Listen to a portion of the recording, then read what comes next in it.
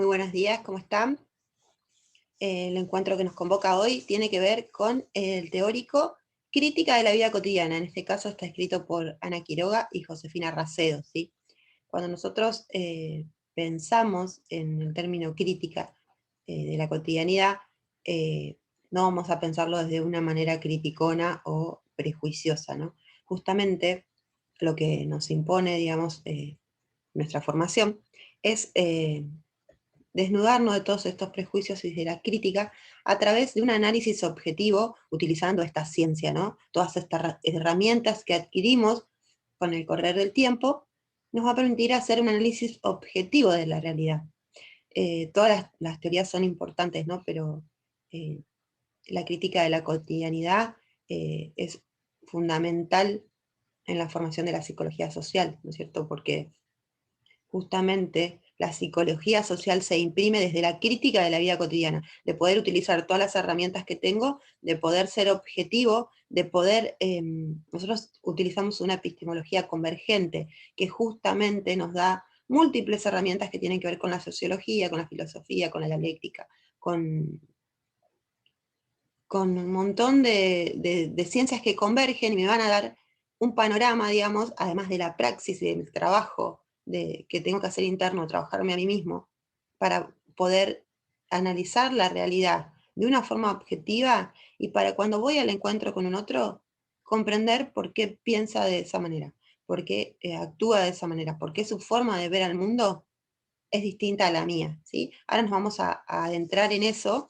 pero más o menos para que tengan un pantallazo de qué se trata, hicimos esta pequeña introducción, ¿no? Cuando uno va a hablar de la crítica de la vida cotidiana, justamente va a pensar que se imprime en la psicología social como un análisis de nosotros sujetos, justamente en nuestras condiciones concretas de existencia, ¿sí? Desde una mirada psicosocial, ¿cuál es el primer análisis que hacemos de esta realidad explorar, ¿no? Justamente son los sujetos, las interacciones que tiene con el mundo, los sujetos de los procesos psíquicos, a decir Ana Quiroga, ¿no? Los sujetos del comportamiento, los hombres inmersos en su cotidianidad, justamente, ¿no? Lo que constituye sus condiciones concretas de existencia. Va a hablar de un hábitat, va a hablar de un determinado espacio, una organización social determinada, una estructura familiar y una determinada manera de vincularse y una cultura, ¿sí? Entre otras cosas.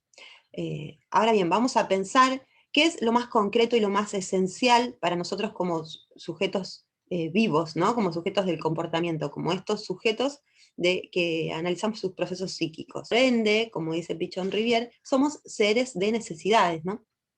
Estamos en un intercambio dialéctico constantemente con el medio, y una característica del ser vivo es justamente que está incluido en una unidad indisoluble en el que lo rodea o con el medio ambiente que habitamos, ¿no?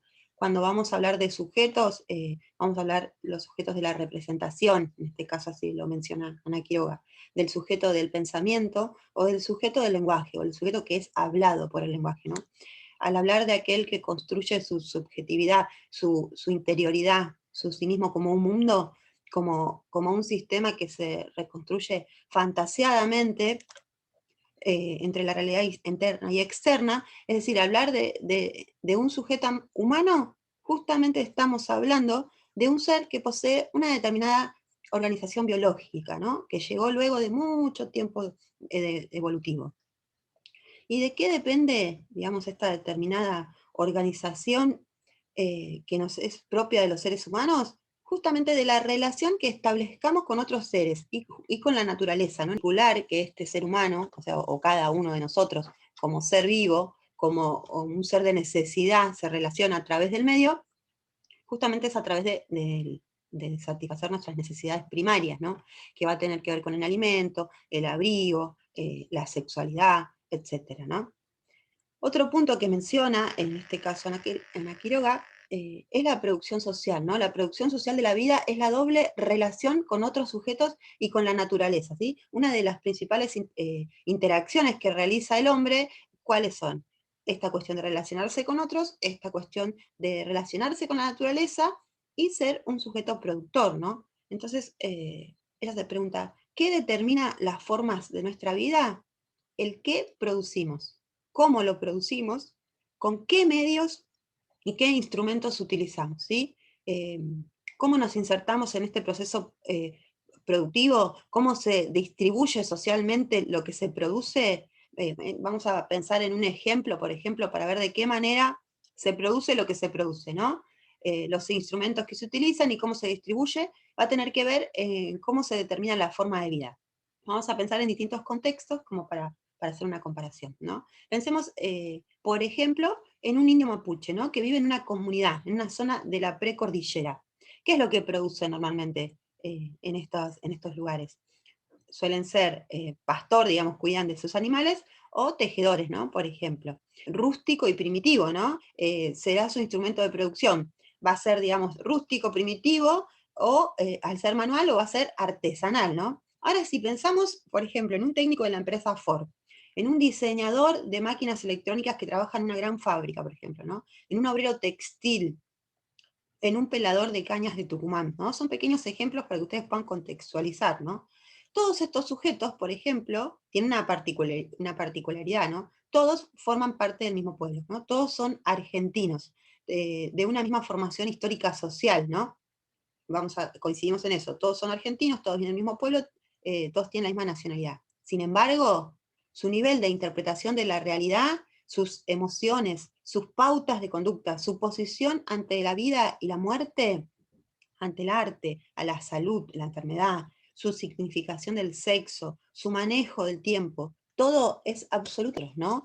Lo que cada uno entiende por diversión es diferente. Su forma de vestir también va a ser diferente. Su sensibilidad artística es diferente también. ¿Y de dónde vienen, digamos, estas diferencias? De sus distintas condiciones vitales, ¿no? De sus distintas cotidianidades, ¿no? Ya que producen su vida, digamos, producen y la reproducen, se organizan familiarmente con modalidades distintas, justamente porque se insertan también de formas diferentes en este proceso productivo, ¿no? Y también porque reciben una parte diferente de esta producción social, ¿no? Entonces vamos a decir que la producción de los sujetos es una condición de vida. Al inicio de las sociedades de la producción, digamos, ya se empezaron a establecer estas relaciones direccionales, ¿no? Estos procesos de comunicación. Al inicio de todos los tiempos, digamos, el hombre, en el trabajo, en esto que tiene que ver con trabajar con otros, de ahí va a decir Pichón que el grupo es un hecho vigente desde el comienzo de la historia, ¿no es cierto? El tener que modificar actualmente también la naturaleza, primero como recolector o como cazador, luego como agricultor, este hombre, ¿no? El tener que sacar de la naturaleza los bienes necesarios para la vida, ¿no? Determina que surgieran desde la necesidad sistemas de intercambio o de comunicación, ¿no? Ana Quiroga pensar al hombre como este animal que trabaja inteligentemente, ¿no? Planificadamente, que comienza un desarrollo evolutivo, comienza justamente a interiorizar sus acciones, sus experiencias, las transforma en representación del pensamiento, ¿no? En lenguaje, en representaciones psíquicas, ¿no? Y la modificación del medio se va dando justamente dialectos que no estén determinados desde las condiciones concretas de existencia, desde lo que cada ser humano puede percibir o su forma de ver el mundo, ¿no?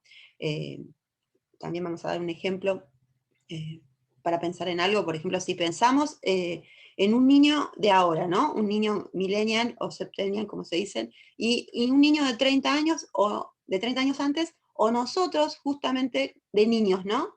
¿Qué vamos a pensar hacer la comparación? Siempre decimos que estos nenes son más despiertos, por ejemplo, pero son menos imaginativos, ¿no? Ya que las experiencias que viven los niños a las que vivimos nosotros son diferentes. ¿Por qué? Porque ellos tienen esta cuestión de inmediatez, de todo rápido, ¿no es cierto? Nosotros quizás jugábamos con otros juguetes, quizás utilizábamos más lo que es visual gráfico, leíamos, dibujábamos, teníamos otra cuestión más manual y los chicos tienen toda esta inmediatez, digamos que por supuesto un niño del 2020 y un niño de hace 30 años, por supuesto que es distinto. Hoy se dieron una serie de transformaciones, hay mucha información y experiencias que antes, por supuesto, no existían, ¿no? Por ejemplo, la televisión, los medios de comunicación masiva, esta invasión de imágenes que tienen los chicos, ¿no? En los dispositivos electrónicos, tienen otro tipo de juguetes, otra manera otra manera lúdica, digamos, de desarrollar sus aptitudes, ¿no es cierto? Y este tipo de experiencia que está haciendo la humanidad, ¿no es cierto?, más en este contexto, hace que estos chicos incorporan este tipo de experiencia que realiza la humanidad, hace, por supuesto, que seamos diferentes. Un niño de ahora y un niño de 30 años, sus experiencias van a ser diferentes. Muchas veces nosotros cometemos el error de decirles a nuestros niños: yo antes leía, yo antes dibujaba, yo antes hacía manualidades, vos no. Yo antes jugaba con un tachito, dos latitas, vos no. No, claro que no. La lectura de hoy es sustituida por imágenes, por esta información inmediata que hablábamos. Es cierto entonces que había un despliegue antes eh, más grande de la imaginación, ¿no? No era ni mejor ni peor, simplemente era diferente, ¿no? Entonces, si decimos que no hay actividad psíquica que no esté vinculada a la experiencia concreta del sujeto, y vamos a pensar en otro ejemplo, por ejemplo, un chico de clase media baja, digamos, que se inserta tempranamente al mundo laboral, digamos, va a tener una capacidad clasificatoria, una capacidad motriz, una capacidad de adaptarse al medio mayor, digamos, que un chico que se recibe en la parte universitaria, ¿no? ¿Por qué? Porque va a haber dos tipos de aprendizaje instrumental, ¿no? Uno va a tener que ver con la rápida adaptación al medio y a sus capacidades motrices y a un montón de cuestiones, y el otro chico de la misma edad va a tener quizás aptitudes intelectuales, pero le va a faltar todo lo que tiene que ver con la experiencia que lo llevó a este niño desde pequeño a un aprendizaje acelerado, ¿no es cierto? Aunque tenga las diferencias intelectuales con este chico de clase media, un chico de campo, por ejemplo, también tiene un manejo diferente a un chico de ciudad, ¿no? Entonces, surgir justamente de las distintas experiencias que vivimos, ¿no es cierto? Vamos a pensar en la adolescencia, por ejemplo. ¿Qué es para nosotros la adolescencia? Es, vamos a decir, es un proceso complejísimo, psicológico, pero también está ligado íntimamente a la experiencia, ¿no? A las experiencias sociales. Sin embargo, hay culturas donde la adolescencia de la infancia hacia la adultez, ¿no es cierto? Cuando se llega a la pubertad y hay una modificación biológica, se pasa directamente al mundo adulto. Ustedes vieron que en otras culturas hay niñas que inmediatamente pasan la pubertad y ya son casadas y son madres. Así pasa también con los varones, que son niños y de golpe son entrenados para soldados y ya van a la guerra como adultos. Pasa en lugares rurales con las niñas que ya se hacen adolescentes y pasan a formar parte del trabajo en las casas de las familias. Digamos, hay un desfasaje entre la niñez y la adultez, ¿no es cierto? No existe esto previo que es la adolescencia, que me va a hacer también mirar el mundo de otra manera, ¿no es cierto? Entonces, si son esas condiciones concretas de existencia lo que justamente van a determinar al sujeto, la social se define justamente como crítica de la vida cotidiana, ¿no es cierto? Eh, entonces, otra vez, ¿qué es la crítica de la vida cotidiana? Es justamente esto, el análisis objetivo, científico, de las condiciones concretas de existencia que hablábamos antes. Ana Quiroga, ¿qué es lo que va a decir? Que es el análisis del destino de las necesidades de los hombres en una estructura social determinada, en un contexto y no en otro, porque esto es lo que lo hace diferente, ¿no? La psicología social se inscribe en la crítica de la cotidianidad, que es una corriente más amplia que esto que le decía antes, que abarca todas las ciencias sociales, y se inscribe como la crítica en el vínculo. ¿Por qué en el vínculo? Porque es ahí, justamente en esa relación social y primaria, donde se manifiestan las necesidades de los sujetos. Cuando hacemos un análisis nosotros de la cotidianidad desde una mirada psicosocial, debemos pensar en cuáles son los mecanismos por los cuales cada sistema social produce sujetos que son aptos para el desarrollo. Ahora bien, ustedes se preguntarán quizás qué es la cotidianidad, ¿no? O cómo está definida la cotidianidad en términos de psicología social. Podríamos decir que es el espacio y tiempo que se manifiesta en forma inmediata, ¿sí? Y directa, eh, estas relaciones que los hombres establecen entre sí, ¿sí? Eh, entre sí y con la naturaleza, en función de sus necesidades. Trabajar en una oficina, encender un televisor, tomar un café, comprar un disco y escucharlo, son cosas de la vida cotidiana, ¿no? Que nos permiten una experiencia concreta en la complejidad de las relaciones que estamos inmersos. Vamos a cerrar este concepto y pensando que cada época histórica y a todo pueblo le corresponde justamente un tipo de vida cotidiana, ¿sí? Ay, un segundito, que se me salió esto, perdón. Estábamos diciendo que a cada época histórica y a cada pueblo le corresponde justamente un tipo de vida cotidiana, ¿no? Entonces esta vida cotidiana que parece tan banal o algo tan simple de ver, digamos, es lo que justamente determina nuestra experiencia, nuestra forma de ver el mundo, ¿sí? Y la historia de cada uno de nosotros. Constituyen nuestra cotidianidad. ¿Qué cosas van a constituir nuestra cotidianidad? La familia donde nacemos, la revista o el diario que leemos, los medios de comunicación que consumimos, el tipo de comida que nosotros cocinamos, el tipo de casa que vamos a habitar o elegir. ¿Alguna vez se preguntaron por qué viven en el lugar donde viven? Eh, ¿Por qué les gusta determinada cosa? Si ustedes la eligieron o realmente tiene que ver con nuestras matrices de aprendizaje, con lo que el medio nos imprime, con las representaciones psíquicas que, que continuamente, digamos, son inducidas por los medios de comunicación. Hablábamos de esto, de la casa, de dónde habitamos, de los medios de transporte que utilizamos. No es lo mismo en este contexto una persona que viaja en tren y tiene una cotidianidad de relacionarse de una forma con una persona que tiene un chofer que la deja directamente en el lugar donde va, ¿no es cierto? Atraviesa y realiza otras experiencias, ¿no? El deporte que jugamos, el arte que emociona a los sujetos, ¿no? El tipo de relaciones sexuales que mantenemos, todo esto determina nuestra cotidianidad. Esta cotidianidad se organiza alrededor de la experiencia, de la acción, del aquí y ahora de mi cuerpo, del aquí de mi cuerpo y del ahora de mi presente, va a decir Ara Quiroga, ¿no? Por eso decimos que la cotidianidad es espacio, tiempo, ritmo, eh, sobre las cosas que vivimos realizando, sobre las acciones que permanentemente no nos interrogamos, ¿no? Esto que decíamos antes. Uno de los rasgos de la cotidianidad es que los hechos se aceptan como parte de un todo conocido, ¿no? Y entonces volvemos a esto de las preguntas. ¿Alguien se pregunta por qué comemos este tipo de comida?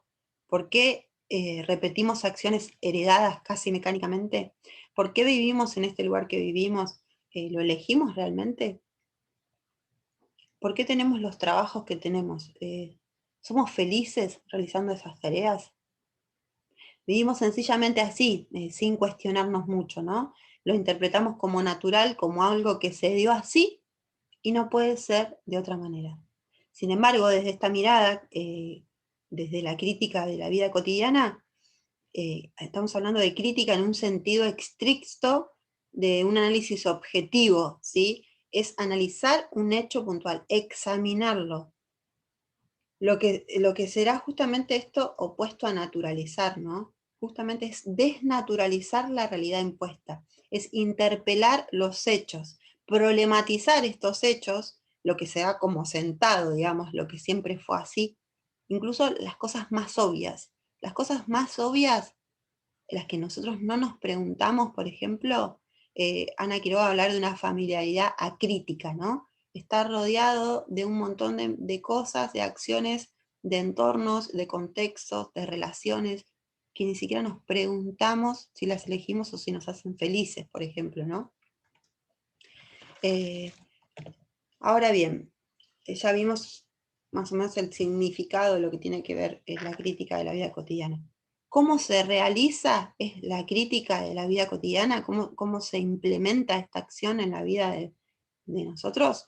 Digamos, justamente desde uno mismo, en primer lugar desde uno mismo, experimentando, viviendo realmente, ¿no? Y en segundo lugar, rompiendo con esta familiaridad crítica, con este pensamiento acrítico, con lo naturalizado justamente, ¿no? Con un sistema de representaciones que muestran a la cotidianidad como hechos reales, digamos, como lo autoevidente, ¿no? Como algo real por excelencia, ¿no?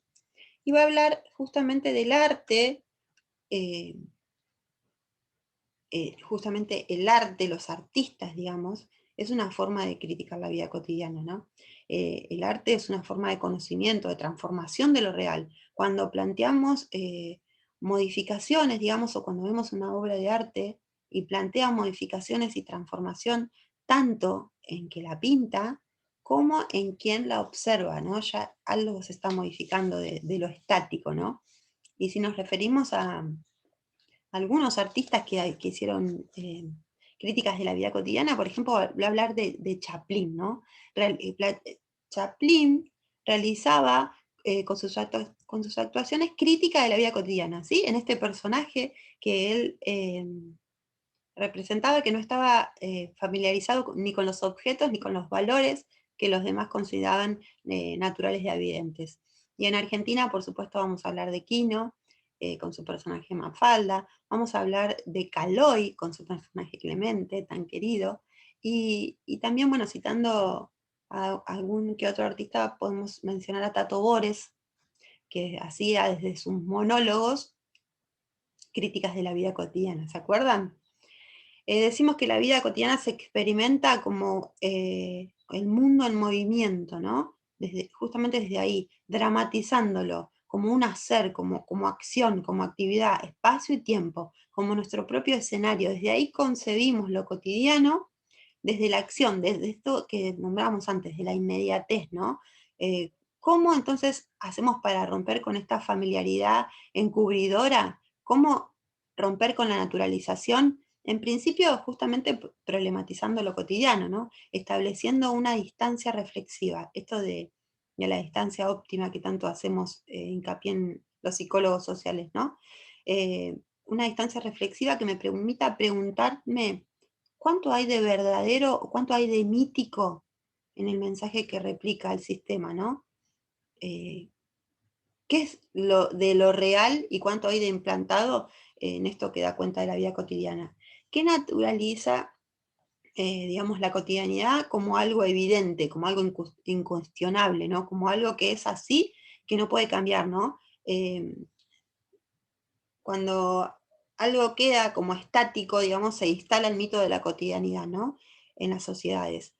Nuestras formas de vida son así, no, qué absurdo sería pensar de otra manera, esto de decir ya está todo inventado, qué absurdo modificar las cosas, ¿no? Qué absurdo comer de otra manera, vestirnos de otra manera. Y la pregunta que se hace en aquel yoga es si somos solo irreflexivos en la vida cotidiana, ¿no? O somos sujetos de acción sin reflexión, ¿no? Que actuamos mecánicamente. Esta experiencia que mencionamos antes está pensada desde el mito social elaborado, ¿no? Digamos, cuando las personas no se animan a ver más allá, digamos, cuando no tienen ganas de experimentar, cuando no tienen ganas de crear, digamos, cuando están actuando de forma autómata, digamos, las sociedades crean un mito, ¿no es cierto? Esta experiencia, digamos, el mito dice, nosotros los argentinos somos así, o las cosas son así, ¿no? Por ejemplo, en Argentina se habla mucho de que basta con la voluntad de trabajar, ¿no?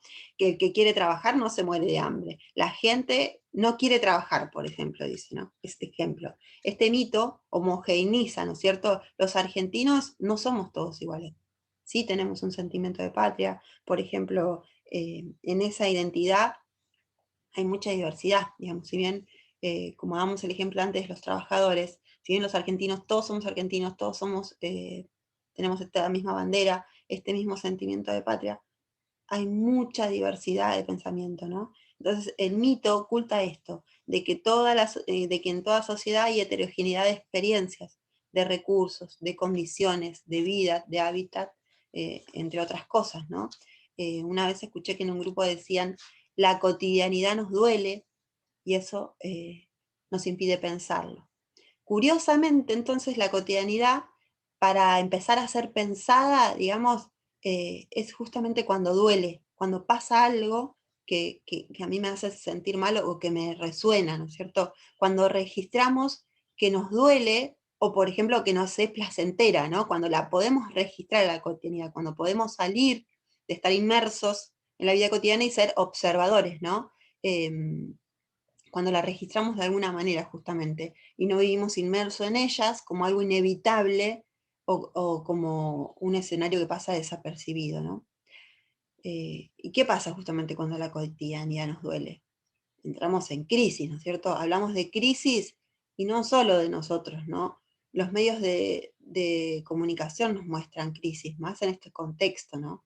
Los medios nacionales, los medios internacionales, los discursos políticos, religiosos.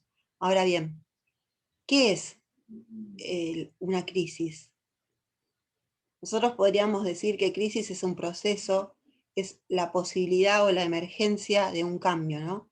Es el momento decisivo de un asunto. En las crisis, cuando la cotidianidad duele, justamente abre paso a la crítica como análisis, como examen, como una forma de problematización, ¿no? La crisis separa, justamente rompe esta fusión con la cotidianidad y la despoja de desnaturalización para poder observarla, ¿no? Las sociedades montan estos mitos porque son incapaces, como decíamos antes, de evacuar lo real. ¿Por qué lo real? Porque los hechos se expresan, ¿no? Se imponen con un nuevo código, con un nuevo existente cuestionador de esto que está instituido, ¿no es cierto? Por un lado, lo naturalizado en el mito de que algo no puede cambiar, y sin embargo, haciendo una crítica de la realidad, sí es posible el cambio de lo cotidiano, ¿no? Para repensar en todas las cosas que debía o debía haber hecho, ¿no? Estaban naturalizadas en mi vida de manera inevitable, ¿no es cierto? ¿Cuántas veces nosotros no nos cuestionamos un montón de comportamientos, de actos, de formas de relacionarnos que ya los tenemos naturalizados? Entonces, cuando alguien nos muestra algo distinto, es cuando nosotros podemos hacer una crítica de nuestra cotidianidad y, y ahí es donde por supuesto entramos en crisis, ¿no es cierto? Eh, esta crisis que desencadena ansiedades, ¿no? Ansiedades de pérdida, de ataque, ansiedades a lo nuevo. Esta ansiedad en algunas personas justamente cuando se hacen cuestionamientos genera una respuesta activa, ¿no? Si se cuestionan, si son capaces de verse a sí mismos, si son capaces de repensarse en los actos de la vida cotidiana, ¿no? Respuesta activa, vamos a decir, en cuanto a resolver una situación, de analizarla para comprenderla en una adaptación activa a la realidad. En otros sujetos, por ejemplo, este análisis de la vida cotidiana produce inmovilización, ¿no? Otras conductas evasivas, antisociales, delictivas, otros se endeudan, otros se van del país para evitar esta realidad que nos duele, ¿no es cierto? Eh, entonces hay dos maneras de ver la vida cotidiana, adaptarse activamente pensando en un posible cambio o estas posibilidades de quedarnos paralizados y seguir repitiendo patrones de conductas, ¿no? ¿Por qué se siguen repitiendo patrones de conducta? Porque no toleran la presión justamente de lo cotidiano, ¿no? De hecho, las crisis nos plantean una nueva exigencia, una nueva adaptación, una lectura de acción en cuanto a la realidad que nosotros vivimos, ¿no? La relación, esto justamente de necesidad-satisfacción, ¿no? El desfasaje o desigualdad que existen en cuanto a los sujetos que viven dentro de una sociedad, ¿no? En cuanto a poder satisfacer estas necesidades. La experiencia y las representaciones psíquicas que esto conlleva se instala en lo cotidiano y genera frustración, ¿no? Esto de la desigualdad, esto de cuánto puedo satisfacer mis necesidades, ¿no? Genera frustración y descenso del umbral de tolerancia a la frustración. Entonces, de ahí es que existe un incremento en la violencia de las sociedades, ¿no? Un incremento en la violencia de lo cotidiano, de la hostilidad que empieza a invadir el campo de lo laboral, de lo familiar, que a la vez incrementa las expectativas del tiempo libre, ¿no es cierto? Y nuevamente surge esto de la frustración. Cuando uno tiene una carga o una presión dentro de lo cotidiano, se aumentan las expectativas de qué hacer en mi tiempo libre, ¿no es cierto? Las áreas de análisis de la vida cotidiana son justamente el trabajo, la familia y el tiempo libre. Entonces, al analizar la cotidianidad, vamos a ver en qué áreas se desarrolla, ¿no? Se desarrolla en tres áreas. el trabajo, que tiene que ver con la producción, como decíamos antes, la familia como institución, como valor refugio, ¿no? Como este lugar de tregua ante la exigencia del mundo laboral, y el tiempo libre, ¿no? Pensado como esta distensión o esta descarga de las pulsiones debido a tanta carga laboral, ¿no? El trabajo como una acción planificada, la acción mediante cual el hombre transforma su contexto y cumple sus objetivos, ¿no? Está relacionado el trabajo con la construcción con la conservación de la vida, el vínculo con lo real, ¿no? Va a depender de cuán satisfactoria sea la tarea, la carga horaria, el ambiente, el contexto, la remuneración que reciba, y va a ser mayor o menor la energía psíquica, digamos, destinada por el sujeto, ¿no? Más alta o más baja va a ser la frustración del dolor, cuanto más necesidades pueda satisfacer, ¿no? O pueda más utilizar su tiempo libre. Cuando hablamos de tiempo libre, vamos a decir que es utilizado, digamos, para reparar la fatiga, ¿no? El costo psíquico y físico que nos produce el trabajo.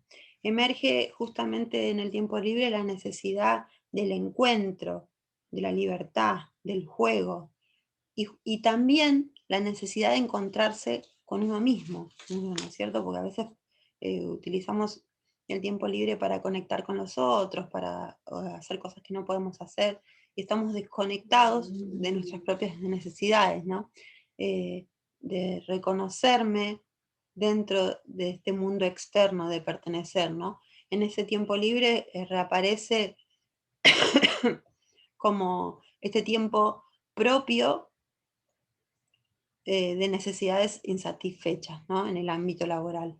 La represión sexual que está vigente en la familia, en la pareja, el ideal de tener una relación gratificante e integradora a nivel corporal.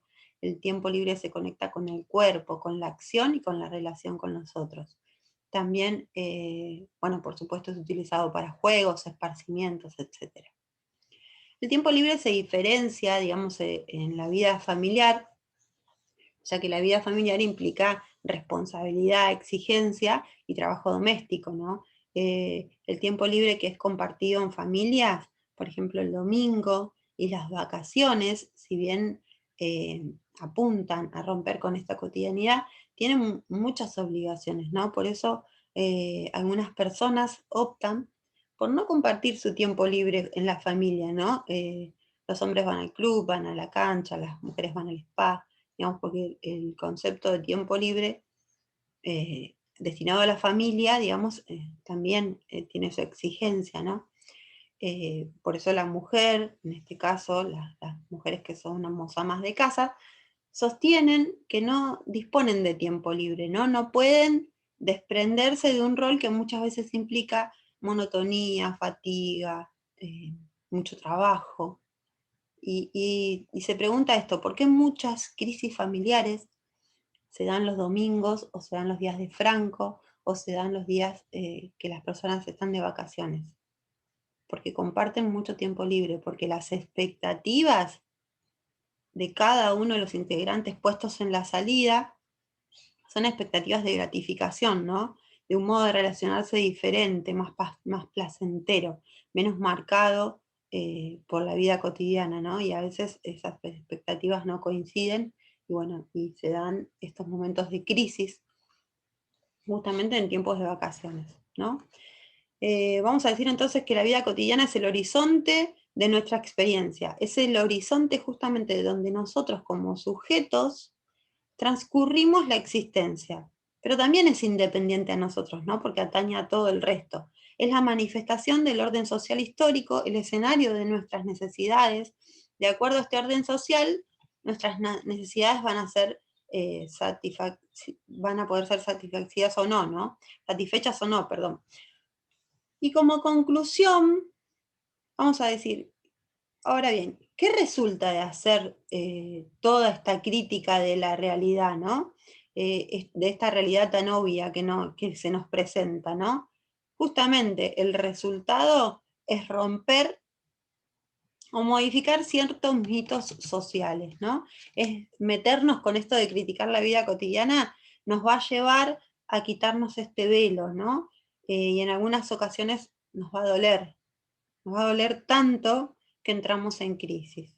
Ponemos en duda esta realidad que habitamos, ¿no? Vamos develando como un montón de mitos que nosotros teníamos tanto sociales como internos, ¿no? En cuanto a nuestras formas de relacionarnos, a nuestras formas de elegir, ¿no? Estos mitos o ilusiones, vamos buscando respuestas que se ocultan a través de las verdaderas relaciones, ¿no? Por eso es un trabajo científico y objetivo hacer esta crítica, ¿no? Hablar de vida cotidiana es hablar de varias vidas cotidianas, ¿no? Pues no solo estamos hablando de nuestra vida, nos referimos a las formas de nuestro país, ¿no? No solo a nuestra ciudad o a nuestra región, ¿no? El mundo interno de cada sujeto se va construyendo, digamos, cuando interactúa justamente con otros, ¿no? Esto que decimos al principio, en un ámbito que tiene determinadas características y no otras, ¿no?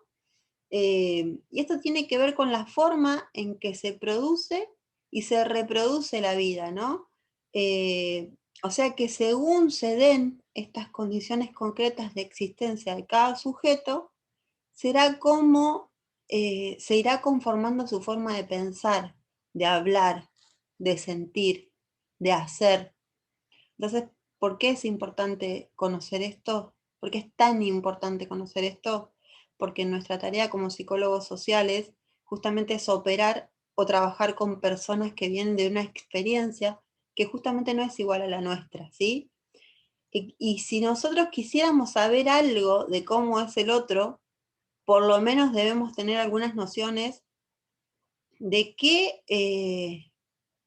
de que la vida de los otros puede ser distinta, ¿no es cierto? Que no tiene que ser como la nuestra, ¿no? Que el otro justamente es un otro, que tiene su historia, que tiene sus vivencias, que tiene su manera de ver el mundo, ¿no? Y por lo tanto, su forma de ser, de ver, de percibir el mundo va a ser distinta, ¿no? Y con todas estas herramientas uno va a tener